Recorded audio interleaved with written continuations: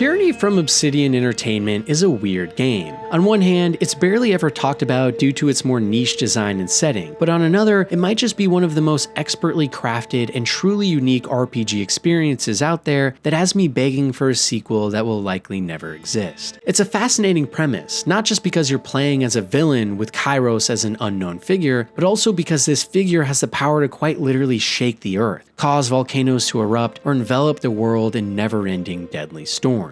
If the people of any land do not bow down to the rule of Kairos, they will be met with the wrath of this power. And all throughout the journey, you see this sort of evil firsthand, along with dark themes of slavery, torture, and heroic people who stand above it all. Maybe the most interesting part about Tyranny though, and what makes it so special, is its approach to RPG design. Rather than focusing on being long, Tyranny focuses on being wide. The story itself is short by most big CRPG standards, but in that brevity comes truly impactful choices and consequences that will, in no exaggeration, completely change your playthrough. On one playthrough, for example, you might get to visit a library and the massive zone around it, taking on quests and learning all about the lore. But in another, because of a decision you made right at the start of the adventure, you will never get to see it at all, as it was actually destroyed and now you're led to an entirely new place. It's the type of RPG that is meant to be played over and over again, and because of the intricate magic systems that allow you to craft your own spells completely from scratch, it's not hard to see how playing through multiple times